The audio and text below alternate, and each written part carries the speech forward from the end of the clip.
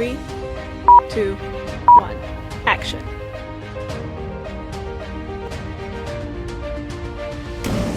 Welcome to Ho-Choka Podcast.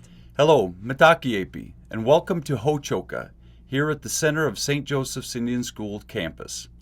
I'm Scott Wooster, and I'm joined by Hope McCloskey.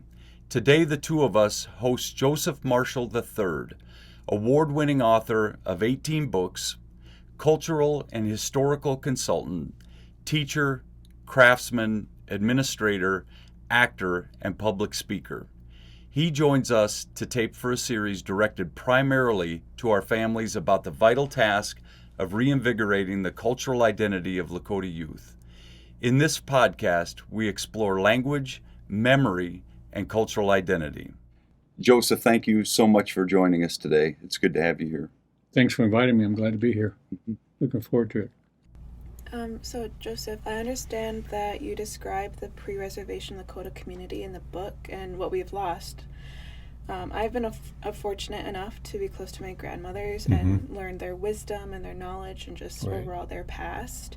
But they lived in the boarding school era, too, as well. So I've heard bits and pieces of that. Sure.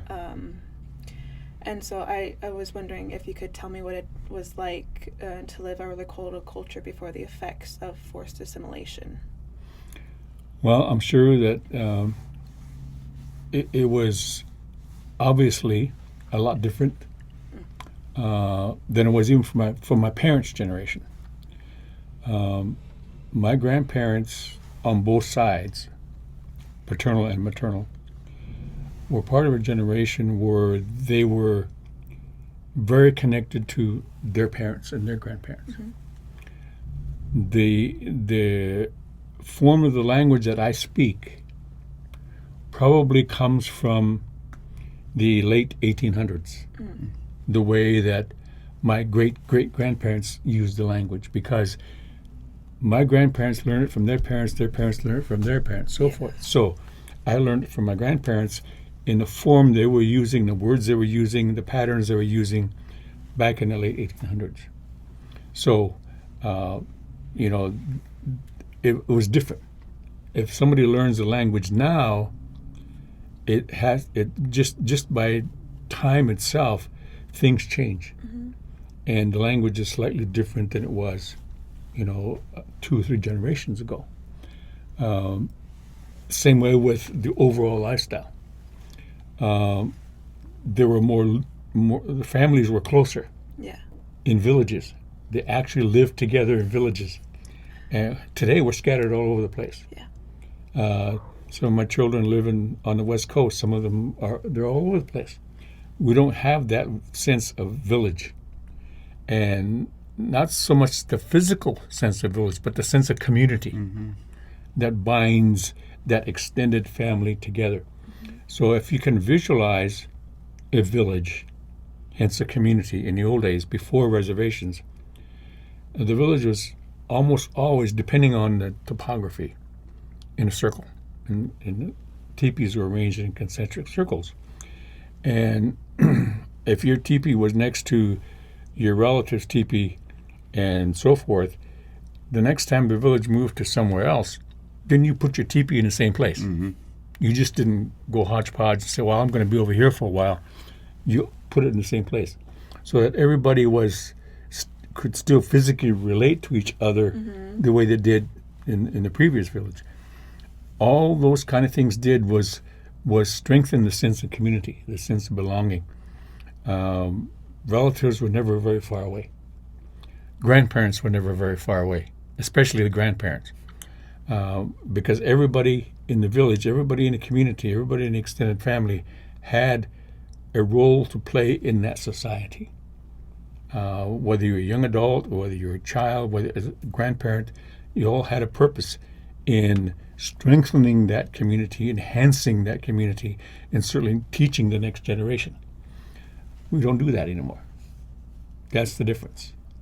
There is no sense of community. There is no sense of closeness.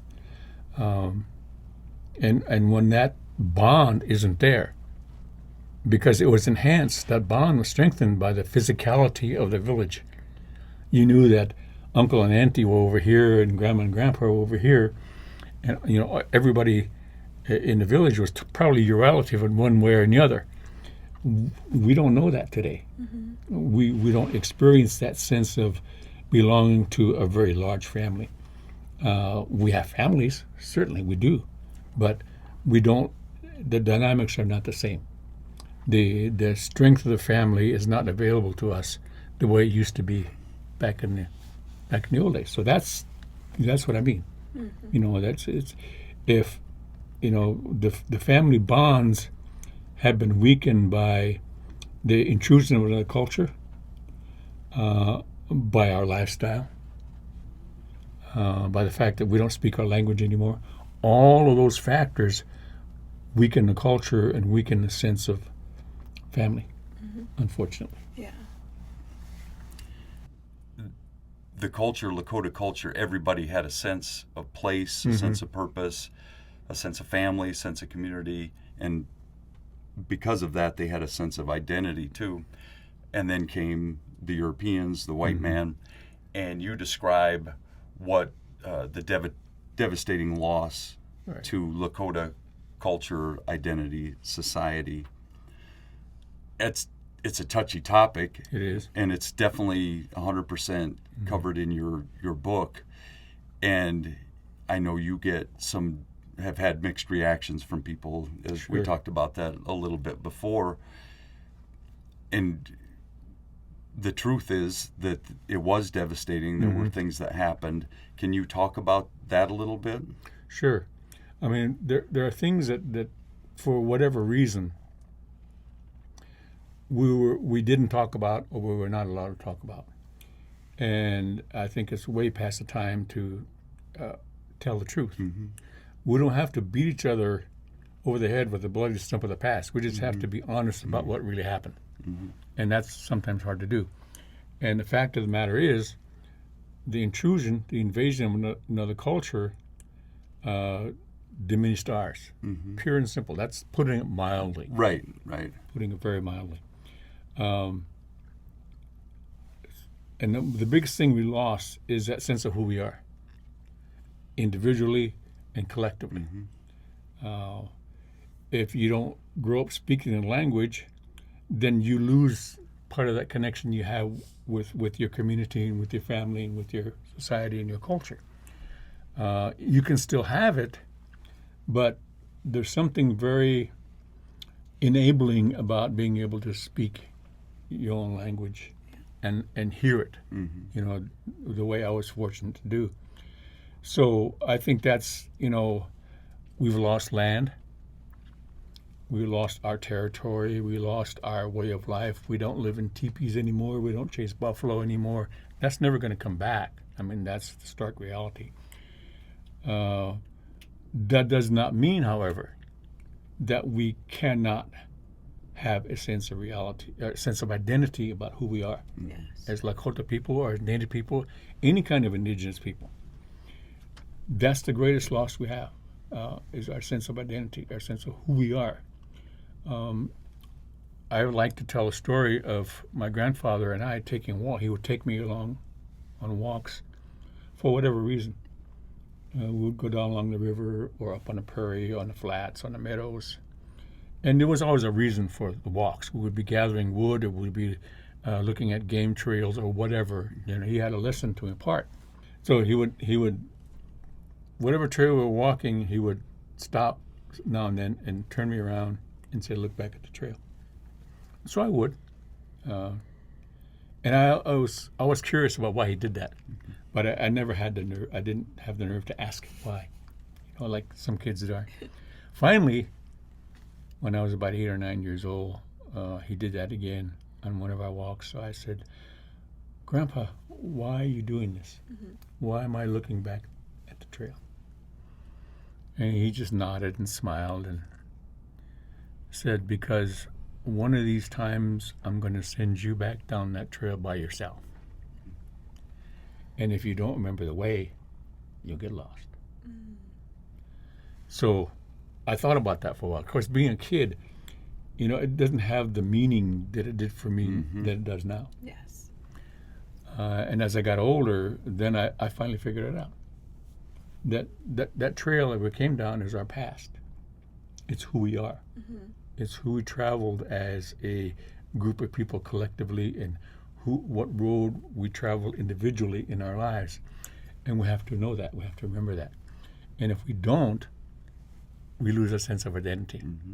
If you don't know where you came from, how the heck do you know where you're going to go?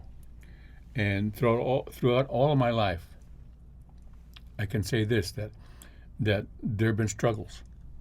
You know, we all have good times and bad times in our lives. And, you know, we're not exempt from that. But the one thing that has been my source of strength is I knew darn well who I am because of my grandparents, because of the stories, because of those kind of lessons.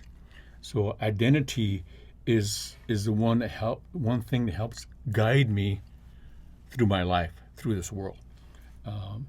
It doesn't give me any advantage over anybody else, but it does allow me to know who I am.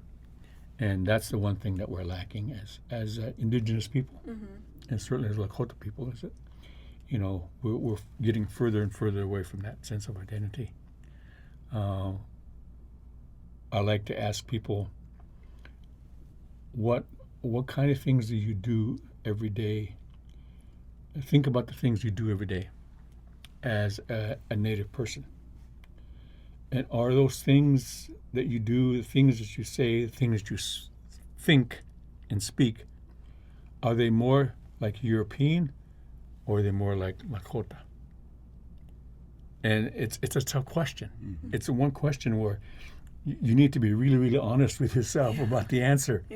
Because that speaks to your identity. If you speak only English and don't know any Lakota as a Lakota person, you lost part of your identity. If you do not practice your own spiritual beliefs, you lost part of your identity. You lost part of who you are. And, you know, there's only one way to do that, and that's go back and reconnect with that. And I think we need to do that more and more. So identity is critical. I think so too, and I think you deliberately, everything was taken away. Absolutely. Everything that was possible Sure. was taken away deliberately. Right.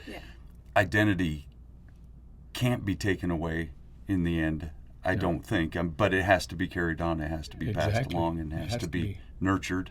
Right. Right. Precisely.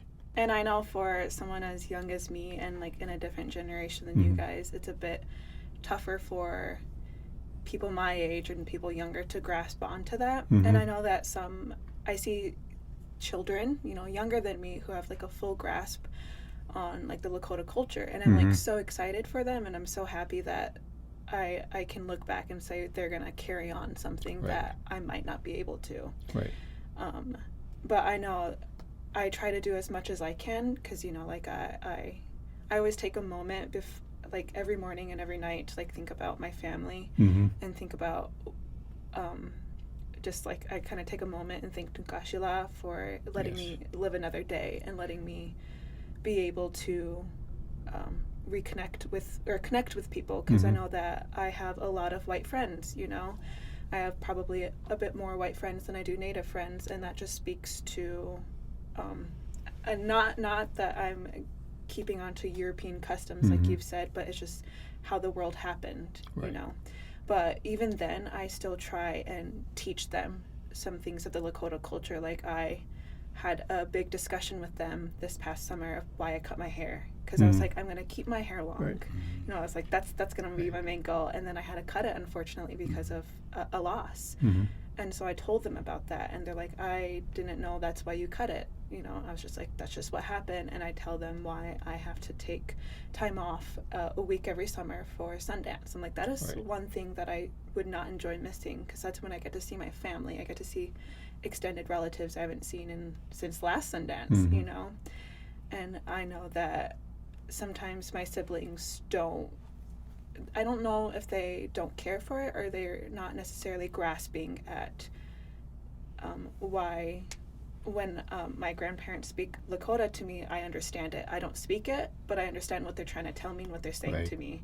like I probably wouldn't be able to respond back, but I understand. And so they always question why I know so much, and I'm like, I don't know that much, honestly. Right. I'm like, I know enough to get by. And so that's why whenever like I said before, when I do see like a younger cousin who's going to be like the next probably Sundance leader, I'm like, somebody is finally getting there. Joseph, once again, thank you for joining us here in the Ho-Chokeh at the center of St. Joseph's Indian School campus, where we talk about issues central to Native America today. Until next time, stay centered.